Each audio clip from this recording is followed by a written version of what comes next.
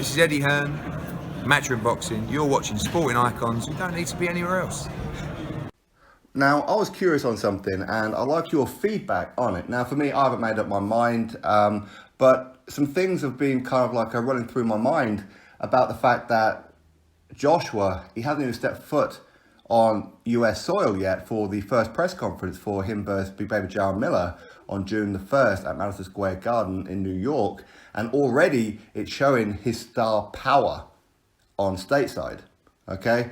And of course with listen, it is rumours that he's making, 30 million to fight Jarrell Miller. In a market where predominantly years gone by, you needed to travel to America to make big money. Here in the UK, it just wasn't really that way. But in recent years, it has been that way. It's roles reversed, okay? But that isn't because the money hasn't been in America. It's just that they haven't shown it too much outside of maybe Floyd Mayweather, potentially Manny Pacquiao, and Saul Canelo Alvarez, and maybe one or two others, right?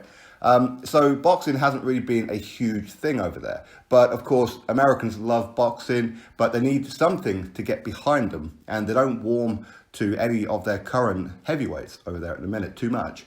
So with Anthony Joshua going over there and making a huge splash, I mean, to get record sales of Madison Square Garden for a boxing event and did it in only 2 hours, this shows that he is becoming a huge star over there.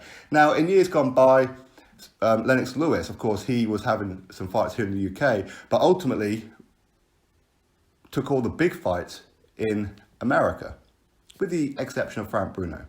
Okay, and that's where he went to make the money. And listen, you can never knock anybody for going to make money, going to seek a fortune, okay? America's a land of opportunity, all this kind of thing, as I say.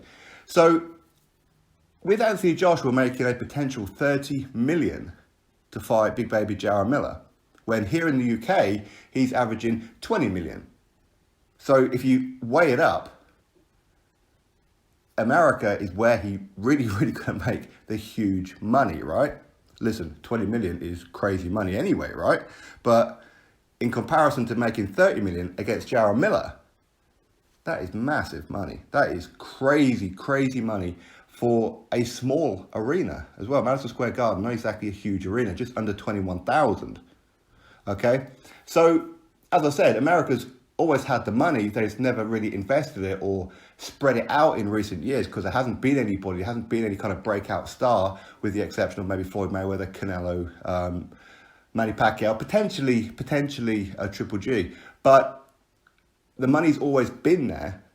But now there's a guy, a heavyweight, which of course everybody loves heavyweight boxing, is coming to the shores and they're opening up their wallets.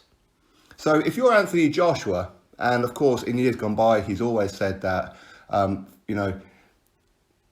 in the past, fighters have always had to travel to America for the big fights. But now we're here in the UK. UK is where it's happening. UK is the mecca of boxing now in today's era. So people need to come to us. We need to put on shows here in the UK.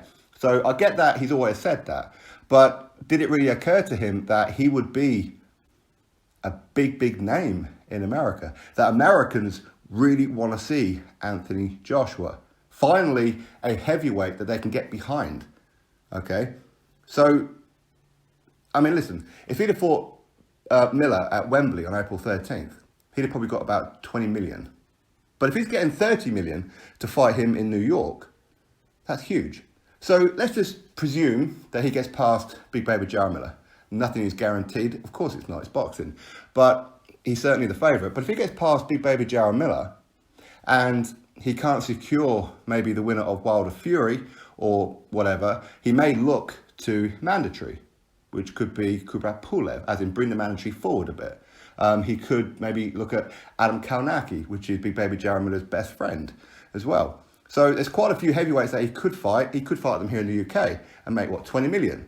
Or he could fight again in America and make 30 odd million. I mean, what would you do? So my question to you is, if you was Anthony Joshua, would you want to keep fighting in the UK, or would you want to go to America and make even more money? Because here in the UK, he's already cracked the market. He's got the market in the palm of his hand. In America, it's unknown. But so far, As I said, he hasn't had the damn first press conference yet, which is set for Tuesday.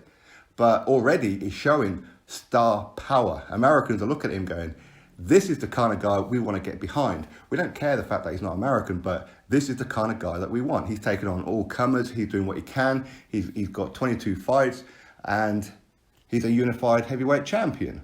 And of course, let's not forget, ladies love Joshua. Okay? So, do you think that maybe the last fight with Alexander Povetkin could be potentially, not necessarily his last, but one of his last fights here in the UK? Do you think now, if America really does get behind Joshua and he can't walk down the streets without getting mobbed by people at some point, a year down the line, whenever it may be, that he's going to keep on going back to America more and more regularly, opposed to fighting here in the UK? I mean, what would you do? If you could earn 20 million here or 30 million there, what would you do? So for me, if he did do that, I couldn't blame him. But of course, plenty of Brits have tried it. Amir Khan, of course, he was doing great here in the UK. And then the lure of America, the promised land, if you like, lured him over there. Didn't quite work out. He didn't become the kind of star that he wished. James DeGale, same thing happened. You could kind of argue potentially with Ricky Hatton, but at the same time, he did fight Manny Pacquiao and Floyd Mayweather. So, of course, these were always going to be huge fights over there anyway. But historically, Brits don't travel too well. I know Lennox Lewis, of course, he did go to America and he did conquer America, just that they hated him. Okay. But with Joshua, it seemed to be the complete opposite. So, do you believe that maybe Joshua and his UK fights is now coming to an end, or we're going to be drip fed maybe the odd fight here and there? As I said, personally, I don't have an issue with it too much. Preferably, I'd like to see him here in the UK, of course. UK boxing is booming, and he is at the head of this. So if he leaves and goes to America and fights in America more regularly, then of course we are potentially, UK boxing is going to take a bit of a dip. Listen, we've got plenty of stars coming up, of course we do. So boxing is going to be popular here all the time. And listen, I'm not saying Joshua's never going to fight in the UK again. I mean, hopefully if he can get, like say, Tyson Fury, for example, for Undisputed, or a Dillian Whyte for Undisputed, or a Deontay Wilder for Undisputed, hopefully he'll bring it to the UK. But while he's not in the Undisputed fight, if he can make so much money fighting Jarrell Miller, if he can make it fighting Kubrat Pulev, Adam Kalnaki, Andy Ruiz Jr., all like these kind of guys, and make more money in America, would he continue to be in America? Is he now going to trade his passport as such, where America will be his new home for fighting? Anyway, I mean, you drop your thoughts below about it. Click the thumbs up to this video, and of course subscribe. Catch you all on the next video.